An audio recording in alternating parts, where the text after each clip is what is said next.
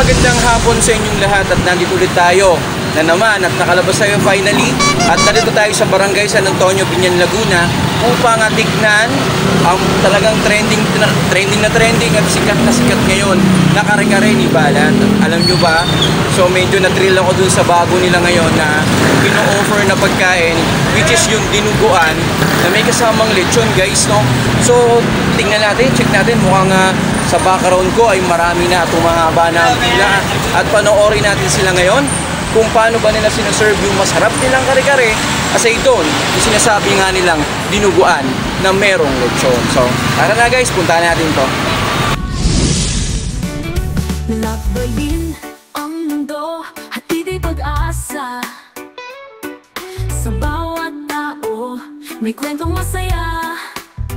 Bawat sakay, may ngiti sa labi. So guys, dito tayo at sinamahan tayo ni Boss Balat para ipakita yung paano nila sinaserve sa inyo yung lechon. Tama po ba, boss? Ano yung boss, belly or? Batok siya ng baboy.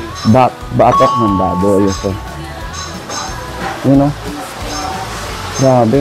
Pull out mo na yan, boss. Dadali man, di pa. So iniingin ko pa sabi, pakalin ko pa. yun. So ito na yung pinaka-finish product natin. Ganda, no? So ito na yan, boss. Yung style nyo parang ano, no? Yung parang Horno. hinohorno. Yun, lechon horno. So Dito talaga nagsimula yung original na lechon horno. Sa akin. okay, kay Boss Balat. Boss Balat. Oh. Boss Balat, medyo nag-wonder ako ba't babalat kasi may... May balat ako sa So, mas kilala tayo sa palayaw na balat. yun. Kaya, Sa aming lugar. yun. So si Boss Balat nandito kasama natin at na-timingan natin, nakasama natin ngayon. And ito nga yung sinasabi nila na lechon nila. So ito yung tinatawag na lechon horno, tama boss? Yes. And dito nila niluluto yan. So ito, Dalawang oven. sa dalawang oven. Nag-start ako, isang oven lang. Ito lang yung oven ko. So, nag-request yung mga customer ko, nagsabi nila, boss, medyo natatagalan tayo sa process ng horno. So, bumili pa ako ng isa. So ginagawa mo na boss kasi nga dumadami na rin. No? Talagang hindi no? Araw-araw yan.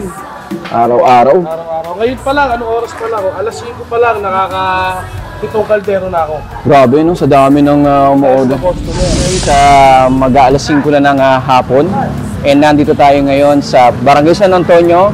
And nakasama natin, timing kasama natin si Boss Balat. So tinanong ko kanina kung bakit Boss Balat kasi daw, kasi May balat ako sa bahay. so meron siyang balat dito sa kanyang cheek. So kaya Boss Balat ang tawag sa kanya. At ito palang area na to, along the stretch na to ay kay pagmamay-ari ni Boss Balat. At isa sa mga pinupuntahan na tinatangkilik ng mga tao ay ito nga kanyang kare-kare ni Balat at plus yung dinuguan na may lechon. So ipinakita sa atin kanina yung pamamaraan niya ng pagluto ng lechon at nakakatuwa naman yung kanyang demand dahil talagang dati daw from the one pugon ay nagdalawa na dahil sobrang dami lang bumibili at ngayong araw pa lang guys yung ganyang kalaking kaldero ay 7 na yung nauubos alas 5 pa lang. Paano kung umabot pa mamaya? So linggo ngayon, check natin yung mga customers nila at malalaman natin bakit ba nila pinipilahan at bakit napakasarap ng pagkain o itong dinuguan at kare-kare ni Boss Balat.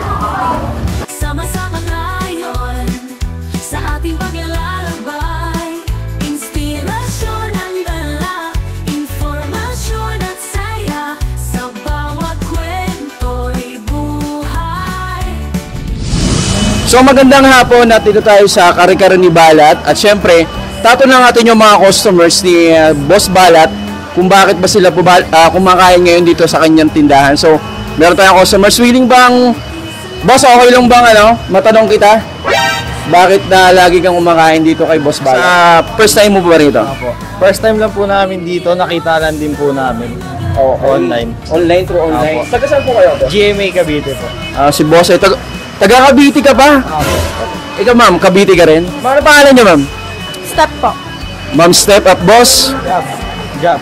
Boss Gab, mukhang kare-kare yung binali mo ngayon at may kasama pa tong yung serving Lechon horno. ayun. So talagang dito affordable no boss no, almost 160, 180 meron ka lang lechon at kare-kare at yun nga from GMA Cavite si boss na andito, dumayo pa. So talagang iba talaga yung dating ni Boss Balat. So try natin yung ibang customers dito. Nakita ko at kanina pa, natutuwa ako sa ngiti ni Kuya. Ayan, Kuya, pwede ko mo matanong, ano po ba ang inyong pangalan? Kagawad Kenny ng Manila. Kagawad. So taga saan po kayo, boss? Manila pa, Manila. Taga Manila pa si boss. Saan sa Manila, boss? Sa Cordillera, Santa Mesa. Biruin nyo guys, Binyan na to at Manila pa si boss. Dinalaw niya at para lang talaga sa balat. First time kumain, dinayo namin to. Actually, mga 1 month to 2 month, binabalak na namin. Pero ngayon, galing kami Tagaytay, dinaanan na namin. Grabe, no? So gayang Tagaytay si boss, napastop by dito kay Boss Balat at talagang iba na yung naabot o reach ng pagkain ni Boss Balat. So, parang ngayon, boss, tama ba nakita ko dinuguan at kare-kare tinry mo? Mabisa, oo. Actually, affordable yung presyo niya at saka malasa.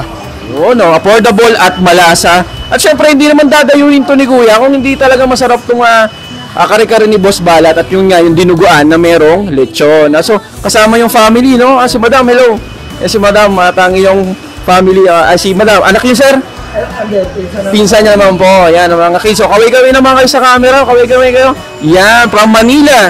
Ang pamilya, apelido, boss. Pwede kong tawag. De La Peña. Yun. Kagawad Kenny De La Peña na din sa Binyan para tikman ang ito ngang pinagmamalaki ni Boss Balat na dinuguan at kare-kare. Okay, magandang hapon, ma'am. Anong pangalan natin? Carla po. Ma'am Carla at Sir? Ken.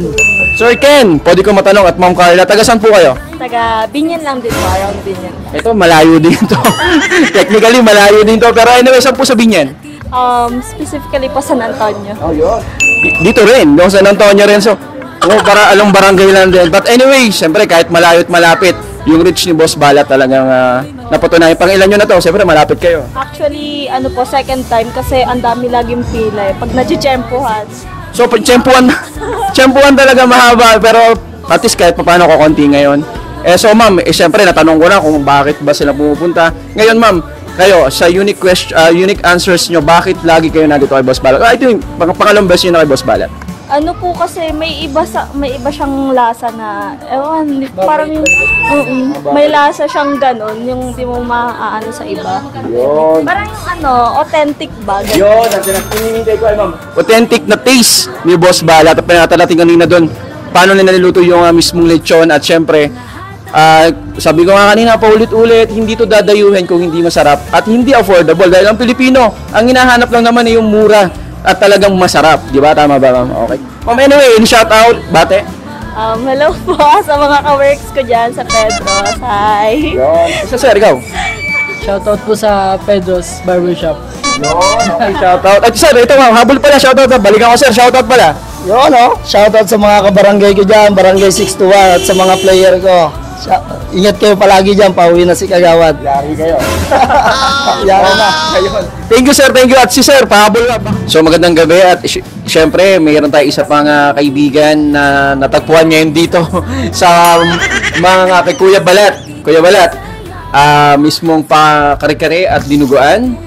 So, Kuya, anong pangalan? Merby po, from Dita. Kuya Merby from Dita at kasama niya ang kanyang pinakamamahal na asawa. Anong pangalan mo? MC po. Ma'am MC. Mama MC, pang ilang beses niyo na rito? First time? First time po, first time. And how was the experience po dito sa first time na sinasabi niyo? Kaya sabi mo kanina, 10 out of 10. Sarap talaga. Sarap talaga. Yes. So, totoo. Totoo. Totoo yung sinasabi ko. Ikaw, sir, ano masasabi mo? Pwede lang 20-20. May out pa nga kami, May take out pa siguro yan. Grabe. Hindi mo pa na-try yung dinuga, no? Hindi, try po Try mo na rin. Okay, kumbaga out of 10, sabi ni Kuya, isasagada ng 20. Doble-doble na. But anyway, Kuya, any shout out, bate, or gusto nyong batiin sa vlog natin? Shoutout nga pala sa Batang Irak dyan, sa Tropang Irak na Makabling. Dito kami nga sa San Antonio. Try nyo dito, sarap. Yun, at ma'am, any shout out? Shoutout ko po yung anak ko kay CK. Hi, miss ka na ni Mama. Sa pala yung anak ko, si Clay Jello, sa Alambra. Ingat ka dyan, Sige, baby sige. Yun, thank you Kuya and God bless po. Ingat po kayo, ingat po, ingat po. Ito'y buhay.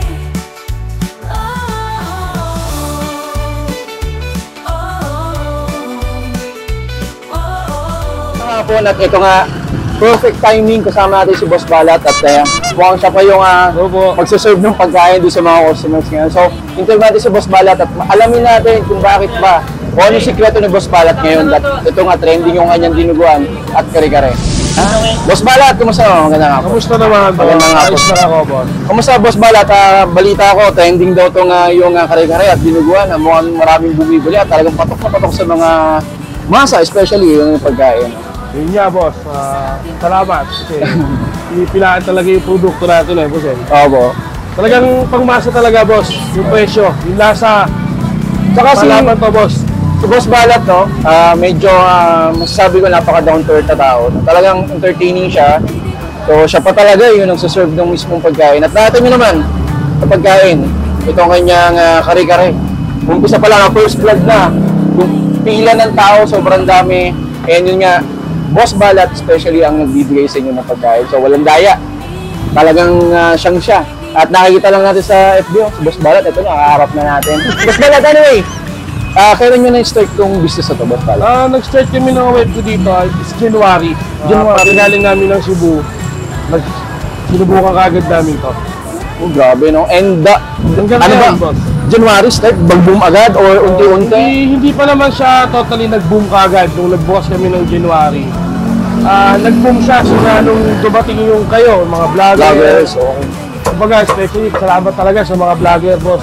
Hindi naman dahil sa mga vlogger.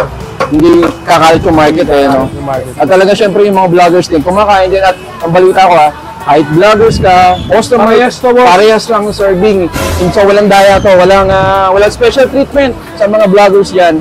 Kung ano yung binibigay ni Boss Balat sa mga Yung vloggers, sa mga yun din vlogger. ang para sa mga tao. So, Mga kumbaga, legit na, boss. Pag hindi masarap talaga, wala talagang bayad to, boss. pwede ba yun? Para sa nakakailang balik ko. Wala, anyway, huwag nyo namang masyadong dayahin si Boss lang. Parang kung masarap talagang sabihin yung masarap. So, Boss Balat, aside sa mga pasasalamat nyo sa mga vloggers, ano po yung masasabi nyo? Dahil ito nga, parang dire-diretso na to eh. Ito na ba to? Kumbaga, ito na yung peak. O tingin mo, kung may kulang ka pa, Tingin ko, may kulang pa. grabe, masarap na pero may kulang pa ha. Parang may upgrade pa. May update pa at may idadagdag May ka pa. dadagdag pa. Iyon ang aabangan natin kay Boss Balat. At syempre, dito lang yan sa San Antonio, Binyan, Laguna. Boss Balat in the house, kare-kare. At ito lang ang dinuguan with lechon. So, Boss Balat, gawin muna tayo. Ay, Boss Balat, shoutout pa nga. Baka may gusto kayo shoutout. Shoutout ko nga pala yung mga customer ko. Maraming salamat sa pagsuporta.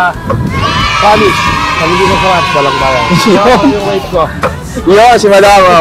Anyway, Boss Balat in the house at ATV Rides to Lods.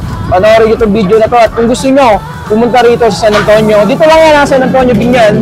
Ay dayuhin nyo na nga itong kare-kare ni Boss Balat at ito lang ang dinugan with lechon. At hindi kayo magsisisi. At sobrang affordable at pasok sa bulsa.